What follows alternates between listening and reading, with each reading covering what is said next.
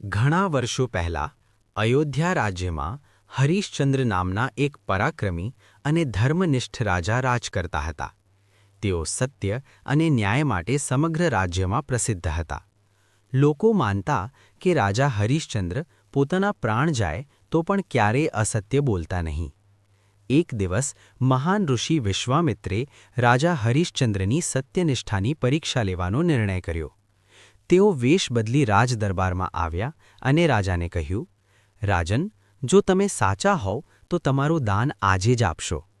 રાજા હરીશચંદ્રે કોઈ પ્રશ્ન કર્યા વગર આખું રાજ્ય દાનમાં આપી દીધું. વિશ્વામિત્રે રાજાને કહ્યું કે દાન પૂર્ણ કરવા માટે દક્ષિણાનું પણ ચૂકવવું પડશે.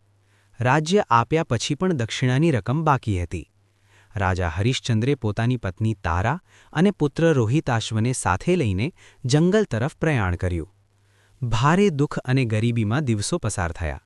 અંતે પરિસ્થિતિ એટલી વિકટ બની કે રાજાએ પોતાની પત્ની અને પુત્રને વેચી દેવા પડ્યા અને પોતે કાશીમાં સ્મશાનનો રક્ષક બની ગયો. કાશીના સ્મશાનમાં રાજા હરીશચંદ્ર રોજ મરણ પામેલા લોકોને અગ્નિ સંસ્કાર માટે જગ્યા આપતા અને નિયમ મુજબ કર વસૂલતા.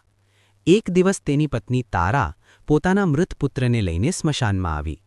પોતાના જ પુત્રના અંતિમ સંસ્કાર માટે રાજાને કર માગવો પડ્યો.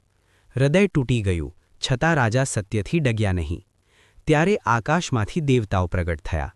વિશ્વામિત્રે પોતાનું સાચું સ્વરૂપ બતાવ્યું અને કહ્યું, રાજન, તમે સત્યની પરમ પરીક્ષા પાસ કરી છે. દેવતાઓએ પુત્રને જીવિત કર્યો, રાજ્ય પરત આપ્યું અને રાજા હરીશચંદ્રને અમર યશ આપ્યો.